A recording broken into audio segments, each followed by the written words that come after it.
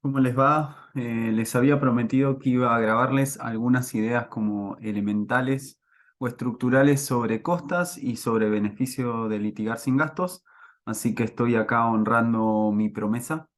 Sí van a ser solamente cuestiones estructurales, esquemáticas, ¿sí? No suple todo lo que ustedes tienen que estudiar, tienen que ver, profundizar en los códigos, en los manuales, como siempre hablamos. Pero creo que les pueden servir para ordenarse, clarificar y demás. Del mismo modo, todas las preguntas, interrogantes, clases complementarias o cuestiones que ustedes necesiten o quieran sobre estos temas me los pueden pedir y vemos cómo nos organizamos, si les interesa. Bien, en este primer videíto corto la idea es trabajar sobre costas, ¿sí? Nosotros un poco dijimos al inicio, en realidad al final del último encuentro, que la pregunta sobre costas es ¿quién va a pagar lo que sale la fiesta, el proceso, los gastos? ¿Sí? El concepto de costos y costas es el concepto de, bueno, todo tipo de trámite, todo tipo de proceso, todo tipo de actuación, cualquiera sea en cualquier orden de la vida, cosa que hagamos, tiene un costo. Y eso supone dinero, ¿sí? Dinero, tiempo, etcétera. Acá lo que nos preocupa, bueno, es el tiempo, el trabajo que genera para todos los que están involucrados en la discusión de conflictos, principio de conflictos y después casos judiciales. Entonces, lo primero que vamos a decir es que que la idea de costas involucra, ustedes van a tener distintos tipos de acepciones, costos y costas, gastos causídicos, todos son equivalentes a cuáles son las erogaciones que hay que soportar para poder llevar adelante un proceso, ¿sí? Eso es lo que estamos discutiendo. Y la pregunta sobre costas involucra, además de esto, de qué es lo que debemos solventar y pagar y demás, y qué significa, otra sobre quién debe pagar, ¿sí? ¿Qué y quién debe pagarlo? Regulaciones sobre esto, ¿sí? Libro Gordo de PTT, arrancamos de menos a más, artículos 68 a 77 del CPCC. Ahí tienen las reglas elementales, ¿sí? Eso es mínimo, mínimo, mínimo, mínimo. Después hay que sumarle todos los regímenes especiales que fijan reglas sobre costas. Ejemplo, la 12.008, que es la ley contencioso administrativa, procesal, la 11.653 más la 15.057 suspendían su aplicación para el régimen laboral, los regímenes especiales de consumidores, de Ley General del Ambiente, etcétera, ¿sí? Entonces, conocimiento útil. ¿Qué otras disposiciones aplican en estos tipos de conflictos que ustedes estén laburando? Si mañana llevan un conflicto sobre ambiente, se preguntarán, ¿cambió la ley? ¿No cambió la ley? ¿Hay alguna disposición? Y se integran y se complementan. El Código Procesal Civil y Comercial, como bien dijimos en los otros encuentros, es el régimen madre y por lo tanto va a aplicar cuando los demás no digan y o para integrar, supletoria o análogamente.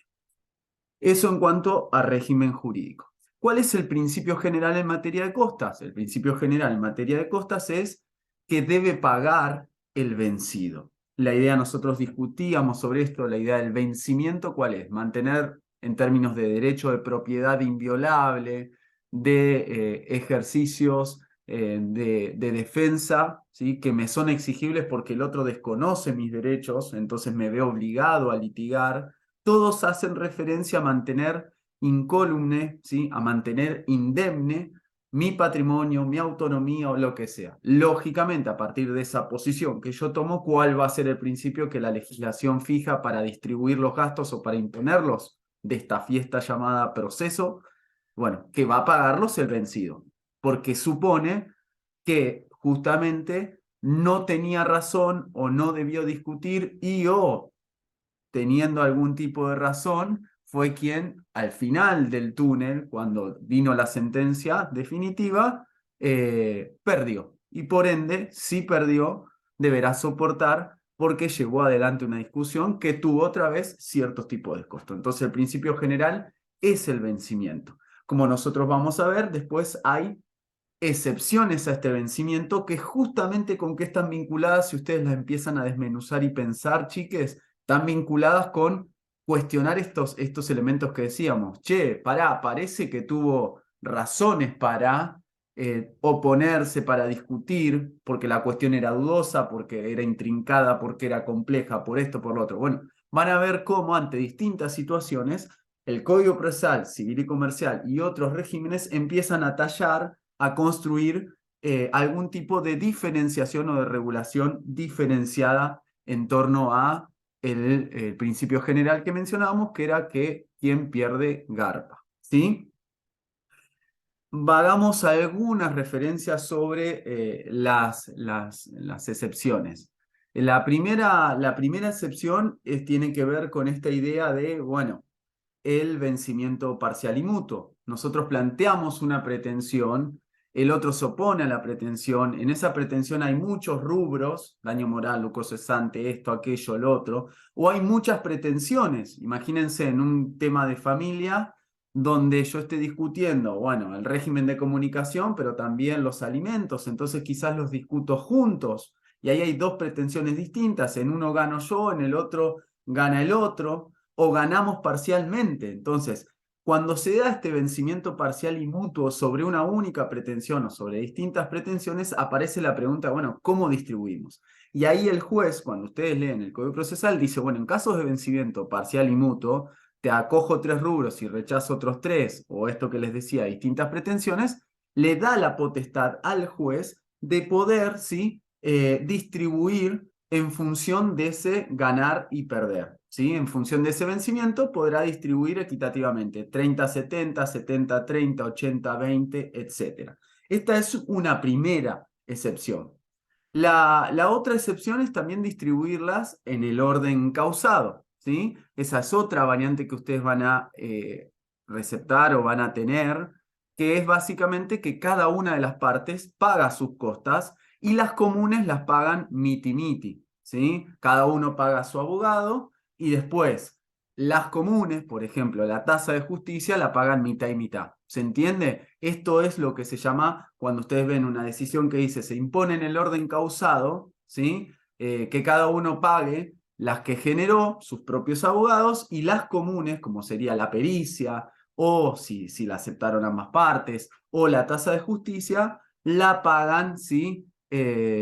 Los dos a la mitad. Esa, por ejemplo, es otro tipo de excepción. También van a encontrar excepciones vinculadas con la conciliación, con el desistimiento y con la transacción, las cuales son, como también hablábamos en el último encuentro, bastante lógicas o razonables. ¿Por qué? Porque el desistimiento, si yo desisto del proceso, es decir, inicié el partido y digo, no, no, paren, suspende, me llevo la pelota porque me la vi fea, porque lo que sea, obviamente, ¿qué te dice? Che, si vos desistís del proceso o desistís del derecho, ¿sí? En ambos casos hay desistimiento de alguna de esas dos cosas, vos tenés que cargar con las costas, porque vos decís se cerró el juego. Recuerden esto de que yo traigo una persona para decir que desconoce un derecho y la otra persona también tiene derecho a decir, loco, quiero discutir en este proceso una vez, porque yo no te debo, porque yo no soy responsable de eso. Entonces, una vez que yo demando a alguien, le corro traslado de la demanda, lo involucro, ¿sí? Entonces, insisto en esto, si está el desistimiento y yo desisto, bueno, ok, del proceso o del derecho, voy a generar ciertas costas y esas costas las va a tener que pagar por regla, fíjense que después deja la válvula, el propio código, de que las partes acuerden otra cosa en contrario. Por regla las debería pagar yo. Quizás yo me avivé y le digo, che, mirá, sí voy a desistir del derecho y por lo tanto coso, pero paguemos las costas en el orden causado, o paguemos las costas o pagalas vos, o lo que sea, bueno, ¿sí? Porque esta válvula está presente. Quizás alguien diga, bueno, me ahorro la discusión de esto y pago las costas. ¿Se entiende? Entonces eso está, pero la regla en el desistimiento, a la inversa de lo que es lo común, es que quien desiste tiene que pagar, porque obviamente se está yendo, se está retirando, y si trajo a la otra persona a discutir, tiene que pagar esas costas. Lo mismo ocurre con la transacción, ¿sí? La transacción, en este caso, nosotros ¿qué vamos a tener? En la transacción o la conciliación. Bueno, la transacción o la conciliación eh, aparece esta idea de el orden causado. Cada quien va a tener que pagar las propias, ¿sí? Se distribuirán en el orden causado, que era lo que les explicaba, salvo que se disponga otra cosa en contrario. Como les decía, esto de tanto de la conciliación como la transacción tiene su razón de ser. ¿Por qué? Porque generalmente se debe a negocios jurídicos que se entablan entre las propias partes, ¿sí? Cuando es la transacción es porque ocurre afuera del proceso y llevan un acuerdo las partes para ser homologado por el juez, o la conciliación, que por definición es tal porque también hay una negociación entre las partes, pero ocurre ante el juez. Esa es la diferencia entre transacción y conciliación. Pero en ambos casos, la premisa que toma el legislador cuando dice va por el orden causado es que no hay vencedor ni vencido, entonces tiene que dejar de lado aquello. ¿Y qué fija como regla? Orden causado, pero al mismo tiempo reconociendo esa misma autonomía de las partes y todos estas directrices que nosotros venimos discutiendo, dice, bueno, salvo que acuerden otra cosa, ¿sí? Y otra cuestión también que aparece como excepción son todas aquellas cuestiones asociadas a sanciones.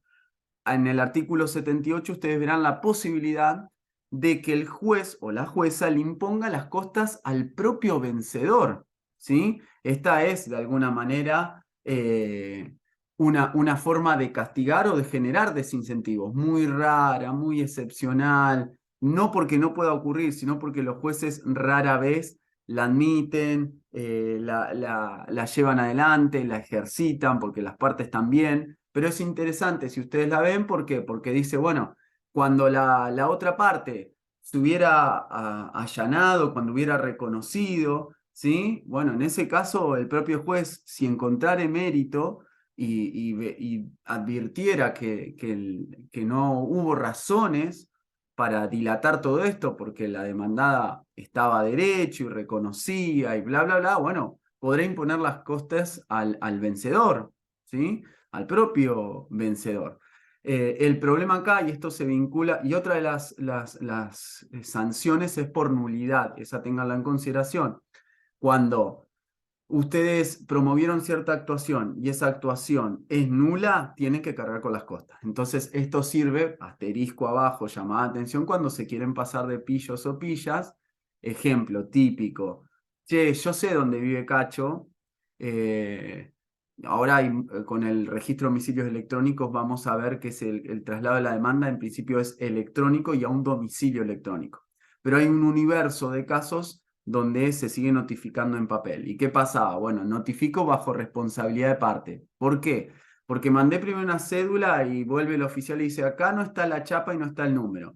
Después le hice un croquis, entonces va, no está la chapa, pero le dije, es la casa verde. Entonces va el oficial notificador con la demanda y la cédula y dice, es la casa verde, ¿sí? Ok.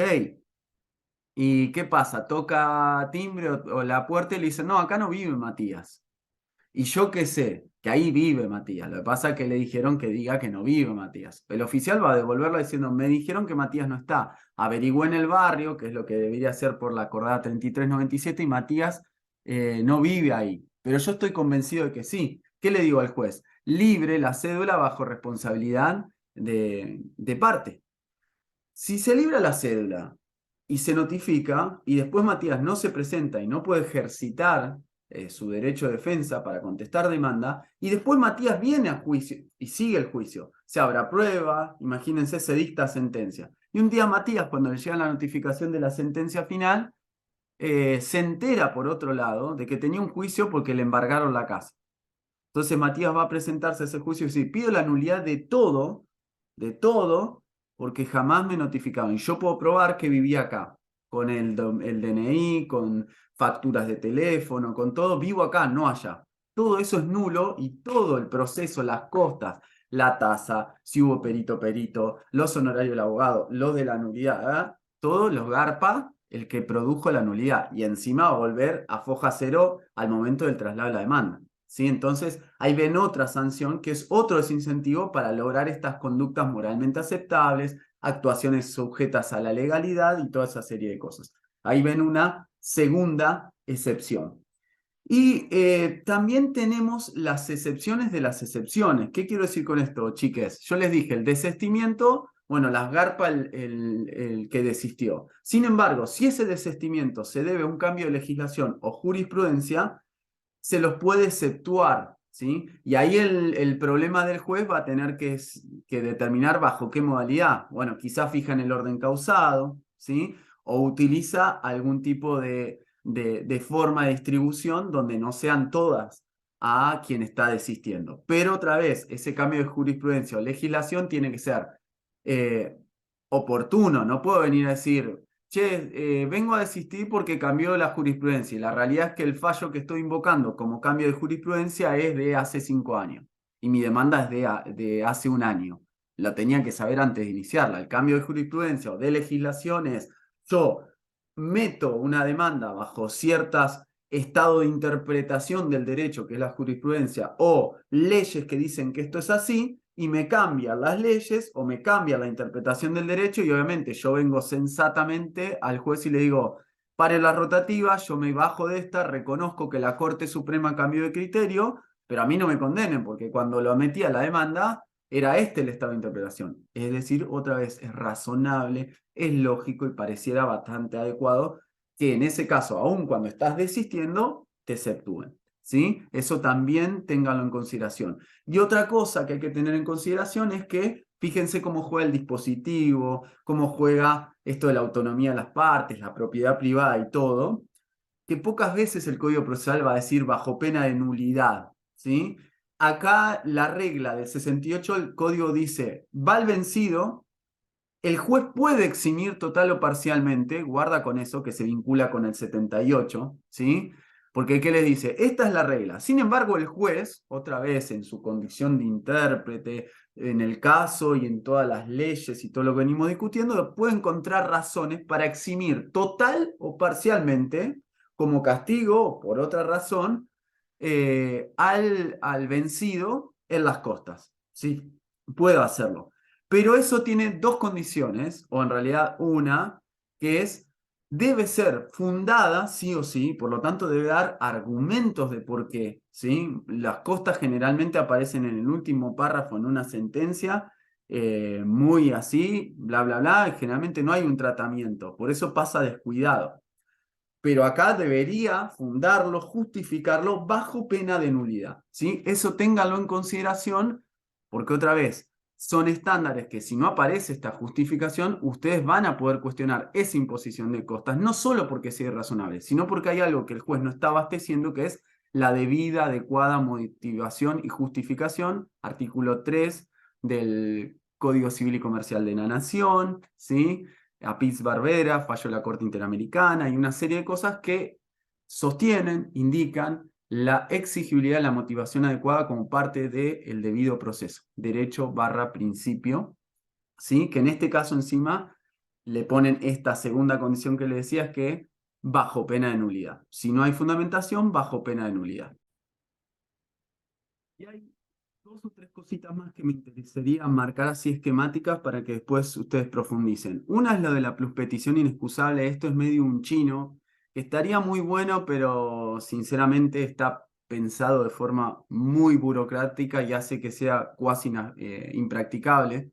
¿De qué va esto de pluspetición inexcusable? En realidad, si lo traduzco al castellano, sería pedir de más sin ninguna justificación atendible o razonable. ¿Sí? Yo tengo una demanda por un accidente de tránsito, bla, bla, bla, que era por 100.000 pesos, ¿sí? O por 1.000.000 de pesos, y voy y pido 15 millones de pesos.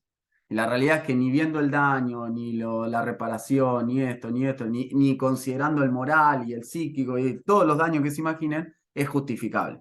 Entonces, claramente, por eso se llama plus petición inexcusable. Para poder, imagínense que yo tengo razón y que voy a ganar y que gané. ¿Cuál es el punto? Que acá se está construyendo a través de esta figura del 72 una herramienta para desalentar los pedidos que no sean irrazonables o que sean cualquier cosa. Entonces, desalentar ese tipo para generar discusiones más razonables sobre qué se pide, sobre qué no, porque inclusive eso va a permitir promover mejores conciliaciones, tomar mejores discusiones, saber qué estamos discutiendo, darle seriedad. Bueno, pero ¿qué problema hay acá cuando ustedes vean la regulación?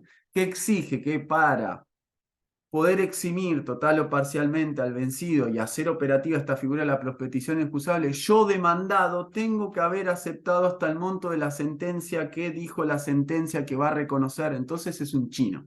La idea está buena, debería existir, debería plantearse en forma más razonable, es decir, por ejemplo, cuando la parte actora resultare vencedora, pero existe una diferencia abismal, significativa, o más del 50% entre lo que pide y lo que es condenada, se va a relativizar el principio objetivo de la derrota y el juez va a distribuirlas en el orden causado o a través de otra modalidad que compatibilice la falta de razonabilidad que él planteó. Por ejemplo, digo, todos los códigos que más o menos reconstruyen de forma más o menos seria los incentivos y desincentivos piensan más o menos así. Primera cosa, pero pónganle un ojo.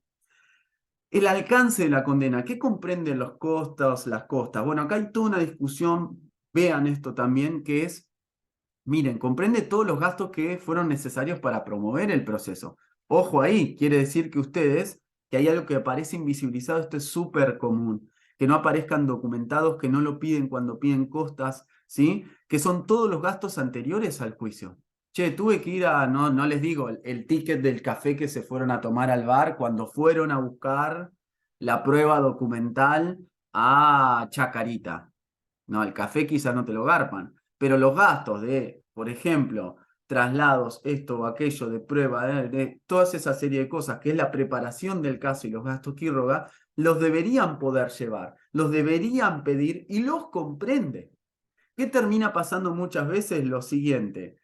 Por eso, si ustedes leen lo que es el alcance de la condena, dice todos los que fueron relevantes, necesarios para evitar el pleito, ¿sí? Entonces, ahí comprenden todos, insisto con esto. ¿Cuáles se terminan regulando? Los judiciales, la tasa de justicia, los honorarios del perito, los honorarios de los abogados, esos gastos. Y se ciñe a eso, cuando en realidad, ¿y esto a qué se debe? Podría ser la pregunta, y se debe a este mal manejo, mal trabajo, falta de, ¿sí? Pero bueno, lo dejo solamente ahí, después profundicen sobre esto. Eh, ¿Qué puede hacer el juez si los gastos, imagínense, alguien trabajó bien y trae la pelota y son 4 millones de pesos de gastos acá previos al juicio, más los del juicio, y lo documentan y lo trabajan seriamente? Que el juez se pregunte, che, ¿cuáles son necesarios? ¿Cuáles son adecuados? ¿Y cuáles son en realidad superfluos o inútiles? El cafecito que yo les dije cuando fueron a buscar la documental, y era superfluo, porque bueno, está todo bien, pero el cafecito te lo quisiste tomar vos. ¿Se entiende? Entonces, esos gastos los sacamos.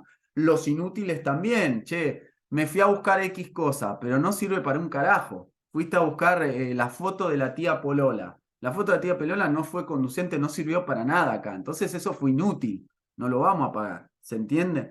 Entonces, ahí hay un primer tamiz que el juez puede considerar que debería evaluar. Y también cuando son excesivos, podría reducirlos. Ahí hay otra válvula. Che, no solo cuando es superfluo o inútil, sino también cuando es excesivo. Vean esto del alcance en costas, importante. Tercera cosa, las costas y los honorarios se apelan cuando ustedes los recurren y eso se otorga con efecto diferido. Hasta ahora me interesa decirles esto, después vamos a ver qué significa esto de diferido, pero qué alcance tiene, qué comprende y todo lo demás. Pero quédense con la idea, costas y honorarios en cualquier tipo de decisión se pueden recurrir, ¿sí?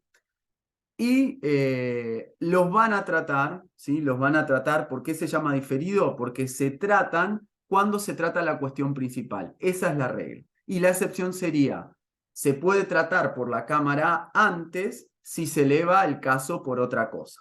Lo de diferido es una forma, un efecto, una forma de otorgar la apelación. La pregunta ahí es, ¿cuándo tiene que tratar la Cámara? Un juez de instancia resolvió un incidente y le impuso las costas. ¿Cuándo tiene que tratar? Y ustedes apelaron, porque dijeron, yo fui vencedor y me las impuso a mí. ¿Sí?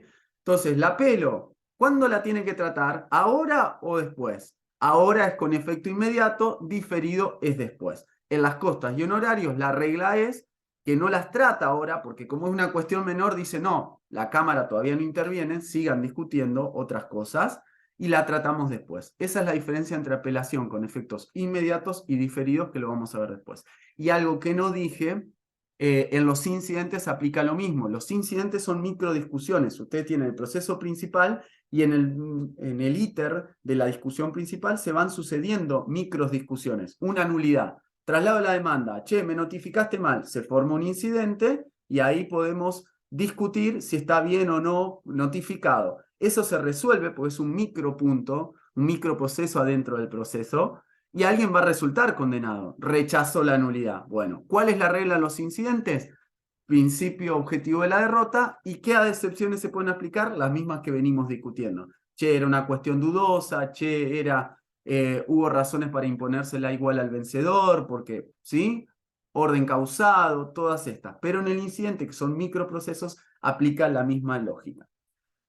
Otra cuestión más, la cuarta, las costas se imponen aunque no se hubiera pedido. Eso ténganlo en consideración. Quinta cosa, una pregunta súper interesante que después podemos discutir. ¿Quién garpa las cosas, los costos que generan por decisiones de los jueces y juezas? A todos nos encanta el juez que investiga y no sé qué, y bla, bla, bla. El problema es todo eso cuesta dinero. Ese es un gran factor que los activistas a todo o nada parecieran no ponderar. Che, bueno, todo bien, pero el juez quiso producir 25 pericias, las cuales 15 eran una pelotudez atómica innecesaria, superflua. ¿Quién va a agarpar eso? ¿Sí? Las garpa el vencido, con toda la discusión que venimos hablando, lo cual también te abre los ojitos para decir, che, pensemos mejor. En esta idea sintética, yo después el sábado voy a volver, entre activistas y garantistas que parece inconducente y hay que pensar al juez como alguien que también tiene un rol estratégico, no activo, no todo pasivo, no todo activo, sino un rol estratégico. Bueno, esta pregunta sobre todas las decisiones que toman generan costos, ¿quién los garpa? Los garpan las partes, el vencedor o orden causado, vencimiento parcial y mutuo, lo que sea, no las paga el juez. ¿Se entendió? Entonces ahí tienen un temita. Acá es interesante el artículo 26 de la 15057 porque expresamente lo regula, ¿sí? Expresamente aclara este punto que en el CPCC no está, que es que las va a pagar la parte que tenga que garpar las costas. Las decisiones de los costos de las decisiones que tomó el juez en la medida que sea, las tiene que pagar la parte que resultó vencida en costas. Y como les decía también, y este es el último punto, vean los regímenes especiales porque van a encontrarse con perlitas, particularidades muy interesantes, ¿sí? Hoy y el día que litiguen, tengan esto en la cabeza. Ejemplo, la 12.008, que es el Código Procesal Contencioso Administrativo, en el artículo 51, en el primer inciso, trae lo mismo que el artículo 68 del CPCC. Dice, las paga el vencido. Antes no decía eso. Antes la 12.008 decía, vas todas en el orden causado, lo cual mucha gente decía, benefician al fisco, lo cual era algo lógico y razonable, ¿sí? Porque vos demandabas al Estado y tenías que garpar las tuyas y las comunes, mitad y mitad, ¿se entiende? Entonces eso se cambió. Hoy el 51, el primer inciso, dice, principio objetivo de la derrota, paga el vencido, ¿sí? Con la posibilidad de que el juez excepcione total o parcialmente, bla, bla, bla, y bajo pena de nulidad, todo esto que venimos hablando. Pero en el inciso 2 claramente dice que cuando litigue un agente público o un jubilado por un tema de derecho previsional o por un tema de empleo público, ¿sí? Van a imponerse por regla, aun cuando deberían imponerse en el orden causado, ¿sí? Salvo que hubiera litigado con notoria temeridad el agente público o el jubilado. Es decir, si el jubilado o el agente público, el empleado público, hacen un juicio, litigan, pero pierden, el 51 inciso 2 dice, las costas van a ir por el orden causado, no van a ir a ellos, salvo que hubieran litigado con notoria temeridad. Es decir, que el fisco va a tener, la Fiscalía de Estado, que en ese caso justificar, sostener cuando apelen, si el juez aplica esta regla, para decir por qué hay notoria temeridad.